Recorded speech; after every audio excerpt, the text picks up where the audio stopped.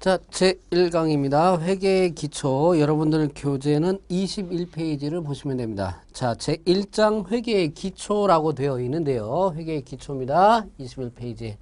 자, 회사에서 격리 업무를 담당하시는 여러분들이 가장 기본적으로 알아야 될 내용이죠. 그것이 회계다라는 거예요. 그런데 보통 회계라고 하면은 어렵다라는 인식이 대부분이에요. 그런데 여러분들이 아마 어렸을 때 용돈을 받고 용돈 기입장을 한번 작성을 해본 적이 있을 거예요. 그리고 커서 결혼을 해서 가계부 같은 거를 작성을 해 보셨을 텐데, 이러한 용돈 기입장을 작성을 하고 가계부를 작성하는 그러한 일들을 어디에서, 기업에서 수행하는 것이 회계다라고 생각하시면 쉽게 접근을 할 수 있어요. 그래서 회계가 뭐냐라고 했을 때, 회계가 뭐냐라고 하면 예를 들어 볼게요.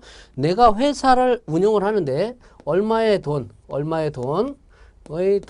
이것이 자본금이 될 거예요. 얼마의 돈을 갖고, 이거 갖고는 좀 부족하죠? 또 얼마를 빌려. 자, 빌려서 그러면 이것은 차입금이 될 텐데, 이러한 돈들을 빌려서 어떻게 해요? 그 다음에 내가 사무실도 얻어야 되죠. 사무실 임차해야 돼요.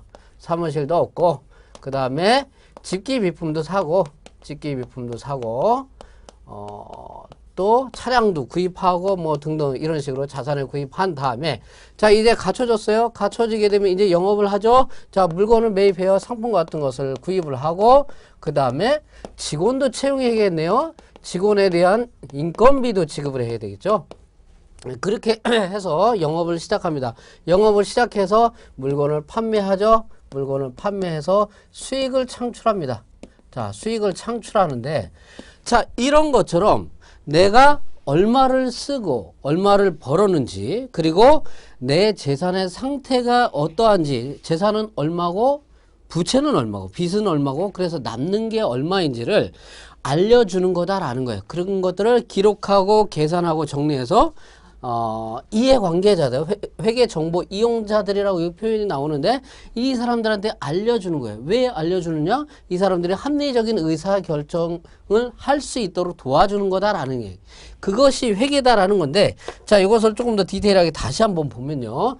회계란 뭐냐면 첫 번째, 회계정보 이용자들이 주로 누가 있냐면 경영자, 회사 오너들, 사장님들, 그리고 주주도 있을 거고 종업원도 있을 거예요. 채권자 주로 누가 될까요? 은행, 금융기관들이 될 거예요. 정부도 이해관계자인가요? 회계정보 이용자인가요? 그렇다라는 얘기예요. 세무서에서 세금을 부과해야 되니까. 자, 이러한 사람들이 합리적인 의사결정을 할 수 있도록, 이 사람들이 무슨 결정을 하는가 대략 보는 겁니다. 자, 경영자라면 사업 경영을 하는데 내가 지금 사업을 잘 하고 있는지, 어디에서 수익이 많이 창출이 되고 비용은 얼마나 쓰고 있는지, 이런 것들을 분석해서 투자하고 의사결정들을 쭉 해야 되거든요. 자, 이렇게 도움이 된다는 얘기고, 주주들은요. 자, 회사에 자본금 출자한 사람들이에요. 그러면 내가 출자한 것을 계속 넣어? 아니면 말어? 회수할까? 또는 내가 출자를 했는데 내가 받을 수 있는 배당금은 얼마일까? 이런 것들을 판단을 하는 거예요, 주주가. 종업원들, 내가 회사를 계속 다닐까 말까? 그리고 내가 받을 수 있는 임금은 얼마나 되나? 이런 부분들을 의사결정을 하는데 참고할 수 있다는 얘기고, 주로 채권자들이죠. 채권자, 은행에서 이 회사한테 돈을 거액을 빌려줬어요. 그러면 이 회사의 재무제표라든가 그런 정보들을 딱 보고 나서 내가 계속 돈을 빌려줄까? 아니면 위태하니까 회수를 해야 될까? 또는 돈을 빌려줄 때 빌려주더라도 도대체 얼마의 이자를 받아야 되는지, 그런 부분들에 대한 의사결정들이 필요하다는 얘기죠. 자, 정부, 자, 세금 부과한다는 얘기예요. 이 회사가 얼만큼의 이익이 발생이 되는지, 그래서 누락은 있는지 없는지 등등 이런 부분들을 잘 판단을 해서 세금 계산은 정상적으로 된 건지, 이런 부분들에 대한 의사결정을 한다라는 얘기예요. 그렇게 할 수 있도록, 그래서 뭐를 기업 실체에 관한 정보, 주로 뭐냐면 이것들이 여기서 살펴본 자본금, 차입금, 부채라든가, 또는 사무실 임차, 직기비품 이런 것들은 자산이 될 거예요. 여기는 자본이 있고, 이러한 자산과 부채와 자본에 대한 재무 상태, 이 재무 상태하고, 자, 요거는 수익이죠. 그 다음에 요것들은 비용이 들어갔겠죠.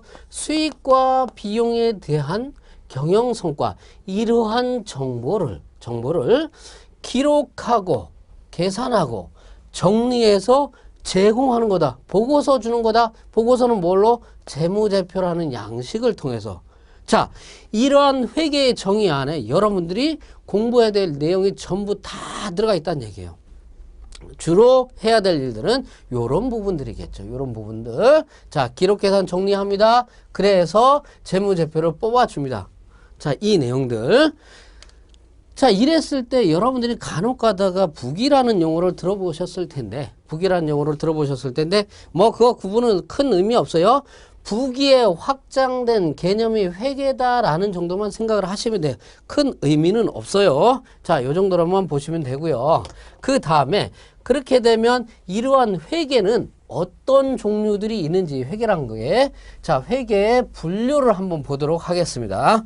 첫 번째는 뭐냐면 관리회계와 그리고 재무회계 그리고 세무회계 세 가지로 나누는데, 이 나누는 기준은 뭐냐면 회계 정보 이용자들. 자, 회계 정보 이용자가 누구냐? 이용자가 누구냐에 따른 분류다라는 얘기인데, 관리회계는요, 누가 이용하느냐? 내부 관리자. 사장님이라든가 이사, 감사라든가 이런 내부 관리자들의 의사결정에 필요한 정보를 제공한다라는 얘기. 예를 들면 뭐가 있어요?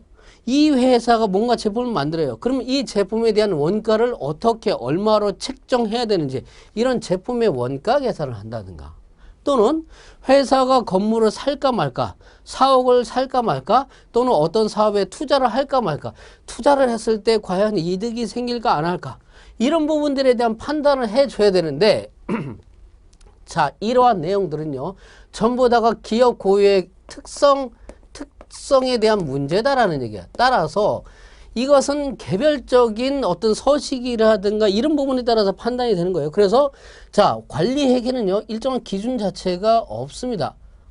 어떤 사람은 가끔 가다가 원가 계산하고 뭐 개별 원가 계산, 종합 원가 계산 뭐 등등등등 이런 게 있던데요 라고 얘기하는 친구가 있다면 그 사람은 좀 공부를 조금 한 사람이에요. 그런데 그런 부분들은 하나의 어떤 사례로 나오는 거지, 기준을 딱 정해줘 가지고 그것을 반드시 따라야 된다 그런 건 아니다라는 얘기예요. 여하튼 관리회계는 그러한 기준이 없어요. 기업 고유의 특성에 따라서 결정이 되는 거고, 서식, 보고서도 알아서 만드는 겁니다. 그리고 이러한 보고는 비정기적이에요. 수시로 발생을 한다는 얘기죠. 반면에 지금 우리가 좀 전에 배웠던 재무회계의 정의는 이 재무회계를 말하는 겁니다. 즉, 외부 이해관계자들이 합리적인 의사결정이 필요한 정보를 제공하는데, 주로 제공하는 정보가 뭐냐? 재무상태, 뭐였어요? 자산, 부채, 자본의 상태, 그리고 경영성과 뭐예요? 수익과 비용, 이런 것들을 측정, 기록, 계산하는 것들이다. 그렇다면 자, 아까 외부 이해관계자들이 굉장히 많았어요. 이 사람들이 공통적으로 다 봐야 돼. 그렇다면 일정한 정해진 기준이 있어야 되겠죠? 그렇죠? 또 하나, 자, 이 사람들이 공통적으로 봐야 될 거기 때문에 정기적인 보고 시기가 있어야 된다는 얘기예요. 이 수시하고 반대되는 개념이죠. 그 다음에 세무회계라는 것도 있어요. 회계 분류에 보면 이 세무회계는 그냥 간단해요. 세금 계산을 하는 거예요. 누가? 세무서에서, 국세청에서 어떤 세금을요? 자, 파트 2에서 배울 법인세라든가 소득세라든가 이러한 부가가치세 등등등등을 계산하는 건데, 이러한 세금 계산은 어떤 기준에 따라서 합니까? 당연히 세법이라는 기준에 따라서 부과를 할 거고, 또 세금 내는 시기라든가 기한들이 있다는 얘기죠. 정기적이다라는 얘기예요. 자, 이 세무회계는 우리가 파트 2에서 배울 부분입니다. 재무회계는 파트 1에서 지금 배우고 있는 상황입니다. 관리회계는 따로 안 배웁니다. 파트 1에서 지금 배우고 있는 재무회계에 대해서는요, 자, 일정한 기준이 있어야 된다라고 했을 때, 그럼 회계의 기준은 어떤 것이 있느냐? 자, 재무회계입니다. 크게 세 가지가 있어요. 한국채택국제회계기준, 일반 기업회계기준, 중소기업 회계 기준이 있는데 대략적으로 보면 자 국제 회계 기준 자 이제 글로벌 시대다라는 얘기죠. 국제적으로 통일된 회계 기준이 있어야 된다. 다만 우리나라에 조금 실정에 맞게 약간 좀 변형시킨 것이 한국 채택 국제 회계 기준이라고 돼 있는데 자 외국에서 우리나라의 상장 기업들 재무제표 요구하는 경우도 있어요. 우리나라가 외국에 가서 상장하는 경우도 있죠. 자 이랬을 때 국제적으로 정해진 회계 기준을 적용을 해야 된다. 그런데 대상은 누구냐? 모든 상장 기업이 언제부터? 2011년부터 의무적으로 적용을 하도록 하고 있습니다. 그에 반해서 일반적인 비상장 기업 또는 외부감사라든가 이런 회사들은요.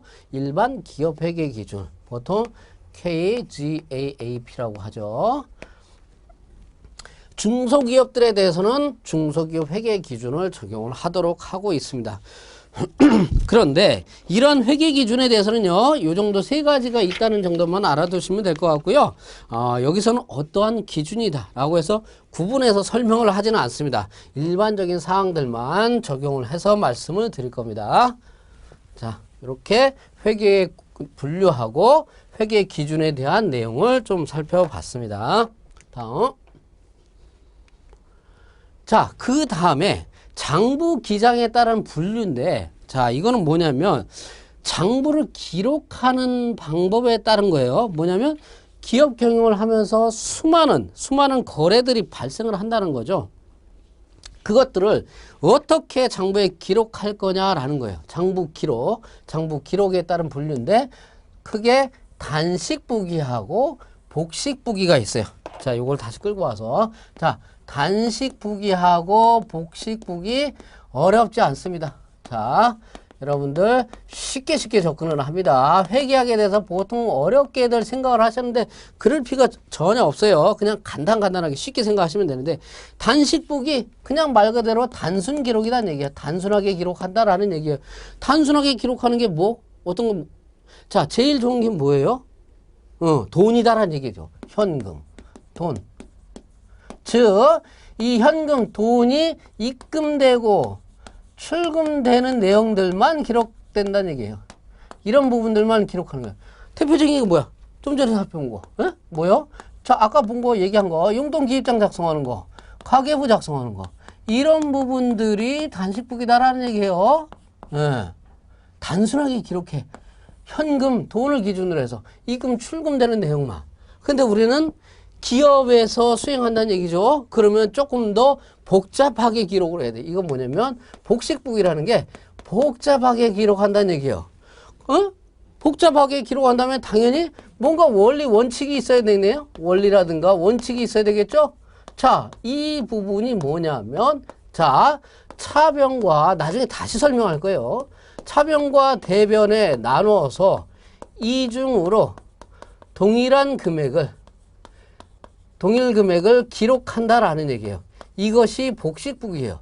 그러면 차변과 대변에 동일한 금액을 기록을 하다 보니까 대차가 일치를 하겠죠. 이것을 대차 평균의 원리라고 합니다. 자, 이런 부분인데 이렇게 기록하는 것을 복식부기라고 하는 거예요. 자, 요거에 대해서는 다시 또 설명을 할 겁니다. 그래서 우리는 주로 복식부기에 대해서 회계 기록하는 방법을 배울 거고요. 그 다음에 회계 단위라고 나오네요. 회계 단위는 뭐 어렵지 않습니다. 장소적 범위라고 하는데 이 회사가 본점도 있고 지점도 있어요. 또는 본사도 있고 공장도 있다라는 얘기예요. 자, 그랬을 때 각각 그 장소별로 구분해서 회계 처리한다. 뭐 이 정도만 알고 가면 됩니다. 그 다음에 회계 기간 또는 회계 연도라고 되어 있는데 이거는 간단한 사례도 여러분들 월급을 받습니다. 그렇죠? 자, 월급 받아요. 월급을 왜 받았죠? 일했으니까. 그러면 일을 언제부터 언제 했을까요? 뭐 이번 달 받았으니까 1월 1일부터 그 다음에 30 또는 31일까지 일했으니까 월급을 받죠. 자, 이거다라는 얘기요. 회사도 기업 경영을 하면서 성과도 계산해야 돼요. 그리고 재산 상태가 어떤지도 파악을 해야 됩니다. 그랬을 때 도대체 언제부터 언제까지의 기간을 기준으로 계산할 거냐라는 문제예요. 간단하죠? 어떻게 해요? 대체로 1월 1일부터 여기 12월 여기 있네요. 자, 12월 31일 기말 이때까지 1년 동안에 뭐예요? 영업성과라든가 영업성과, 경영성과 이거를 측정하면 될 거 아니에요? 그렇죠. 대개 다 그렇게 해요. 경영성과를 측정하면 될 거 아니에요. 그러면 재산상태는 아니 이때 재산상태 파악하면 될 거 아니에요. 재무상태, 재산상태, 특정 시점. 자, 이때는 내년 들어가면 다시 기초가 되겠죠. 이때 재산상태, 재무상태. 이렇게 파악을 하는 거다. 이렇게 재무상태라든가 영업성과, 경영성과를 파악하기 위해서 인위적으로 기간을 구분한 것을 우리는 회계기간이라고. 이걸 또 다른 용어로 회계연도라고 합니다. 물론 파트 2에 가시게 되면 자, 우리가 뭘 배운다고요? 세법을 배운다고요. 세법에서는 사업연도 또는 과세연도, 과세기간, 과세연도, 과세기간 이러한 용어로도 쓰기도 합니다. 어렵지 않습니다. 자, 재무상태와 경영성과를 파악하기 위해서 일정한 기간을 인위적으로 구분해야 되는데 이것을 회계기간, 회계연도라고 했고 대부분 1월 1일부터 12월 31일까지를 하고 6월 말까지 하면 상반기, 하반기 이렇게 쭉 나눠지죠. 여기에 단기, 전년도 전기, 내년도 차기 이런 식으로 구분이 될 거예요. 자, 이랬을 때 대부분 1월 1일부터 12월 31일까지 하는 걸 우리는 보통 12월 말 법인이라고 합니다. 간혹 가다가 회계연도 또는 회계기간 또는 회계연도가 4월 1일부터 시작하는 경우가 있어요. 그럼 1년이 되면 내년도 3월 31일까지죠. 이거를 우리는 3월 말 법인이라고 해요. 간혹 가다 그런 회사들도 있어요. 또는 7월 1일부터 시작하자. 우리 회계기간, 회계연도는. 그래서 내년도 6월 30일까지 되겠죠. 이럴 때는 우리는 6월 말 법인이라고 이렇게 얘기를 합니다. 대체적으로는 1월 1일부터 12월 30일. 법인? 개인 사업자도 있잖아요. 아니야. 개인은 거의 무조건 1월 1일부터 12월 31일 이때까지로 보면 됩니다. 자, 이렇게 해서 우리는 회계의 기본적인 사항들을 쭉 봤습니다. 자, 보고 나서 다음에 우리 기업의 재무 상태 다음 장으로 넘어갑니다. 다음 장에 보면 제2장 기업의 재무 상태입니다. 여러분들 교재는 페이지 25페이지입니다. 25페이지를 보시고요. 자, 회계가 외부 이해관계자들이 합리적인 의사결정을 할 수 있도록 그 기업 실체에 관한 재무적 정보를 제공하는 거다라고 해서 그때 제공하는 주요 정보 중에 하나가 뭐냐면 기업의 재무 상태하고 자, 조금 이따 배울 3장의 기업의 경영 성과입니다. 자, 기업의 재무 상태라고 돼 있는데 이건 뭐냐? 뭐 복잡하게 생각할 거 없어요. 책에는 뭐 이렇게 돼 있는데 일정한 시점에 기업이 보유하고 있는 재산의 상태다. 예를 들면 그래요. 자, 단순하게 물어볼게요. 야, 니네 집 재산이 얼마야? 그러면 우리 집에 예금이 얼마 있고 그 다음에 부동산, 주택도 뭐 얼마짜리 있고 자동차 뭐 한 5천만 원짜리 자동차도 있고 아빠가 아마 돈 빌려준 것도 얼마 있다고 그러지? 그리고 우리 은행에서 대출받은 금액도 얼마고 그리고 남한테 빚진 거 얼마고 등등등등 그런 걸 파악하는 거다라는 얘기예요. 그것이 기업에서 파악하는 거예요. 즉 기업의 재무 상태라는 것은 일정한 시점 보통 언제라고 했어요? 1월 1일 또는 12월 31일 이 12월 31일이 내년 들어가면 1월 1일이 될 테니까 그런 일정한 시점에서 기업이 보유하고 있는 재산의 상태 그랬을 때 이 재산은 어떻게 파악을 하느냐 자산과 부채와 자본으로 파악을 합니다. 자산과 부채와 자본 이런 개념도 전혀 어렵지 않아요. 자, 첫 번째 자산이라고 돼 있는데 여러분들 교재는 뭐라고 돼 있냐면 기업 경영에 유용한 경제적인 자원 또는 미래의 경제적 효익 뭐 이렇게 돼 있으니까 뭔가 좀 추상적인 것 같아요. 자, 이렇게 표현되어 있는데 그냥 쉽게 얘기하면 기업 경영에 좋은 거다. 이렇게 간단하게 심플하게 이해를 하시면 돼요. 자, 쉽게 접근해 볼까요? 예를 들어 볼게요. 자, 자산의 분류 이렇게 쭉 나와 있는데 현금 또는 현금성 자산 단기금융상품, 예금 같은 거죠. 이거 뭐야? 현금, 예금. 좋잖아. 그렇죠? 자, 유가증권 주식 갖고 있으면 막 오르고 배당도 받고 이것도 좋죠. 주식, 출자 지분. 그 다음에 매출 채권, 남한테 물건 팔고 돈 받을 게 있는 거야. 그렇죠? 이거 좋잖아. 이것도 매출 채권도 그렇고. 단기 대여금 돈 빌려줘서 나중에 원금도 받고 이자도 받지. 또 미수금. 아직 수익이 발생이 안 됐어요. 아니 수익은 발생이 되는데 돈은 아직 못 받았어요. 여기서 참고적으로 이 매출 채권과 미수금의 차이는요. 매출 채권은 일반적인 상거래에서 발생된 일반적인 상거래에서 매출을 일으킨 다음에 돈을 못 받는 것을 매출 채권이라고 하고 보통은 뭐가 있냐면 외상 매출금이 있고 그 다음에 받을 어음이 있어요. 자, 물건을 팔고 대신 어음을 받았다는 얘기죠. 이 어음은 나중에 은행 가서 돈으로 바꿔주면 돼요. 이랬을 때 받을 어음. 이런 부분들이 매출 채권이고요. 미수금은 일반적인 상거래 이외의 거래에서 발생된 채권을 얘기합니다. 미수수익, 기관은 경과했는데 돈은 아직 못 받았어. 선급금, 미리 돈을 준 거야. 뭔가 나중에 뭐 물건을 받거나 등등 하겠지. 좋은 거라는 얘기예요. 선급비용, 미리 비용을 썼어요. 나중에 수익이 발생을 하겠지. 등등등. 자, 자산이라는 게 뭐냐면 다시 얘기하면 기업 경영에 유용한 거, 좋은 거다라는 얘기야. 이런 것들을 뭐라고 표현하냐면 우리는 경제적 자원 또는 미래 경제적 효익이라고 하는데 이런 부분보다 우리는 그냥 좋은 거다라고 해서 심플하게 이해를 하시면 돼요. 그랬을 때 이러한 자산은요, 크게 두 가지로 분류를 합니다. 두 가지로. 첫 번째는 유동자산과 비유동자산으로 구분을 하는데 이 유동과 비유동을 구분하는 근거는 뭐냐? 자, 1년 기준입니다. 또는 정상 영업주기라고 하는데 자, 유동자산이라고 하면 1년 이내 현금으로 회수되거나 또는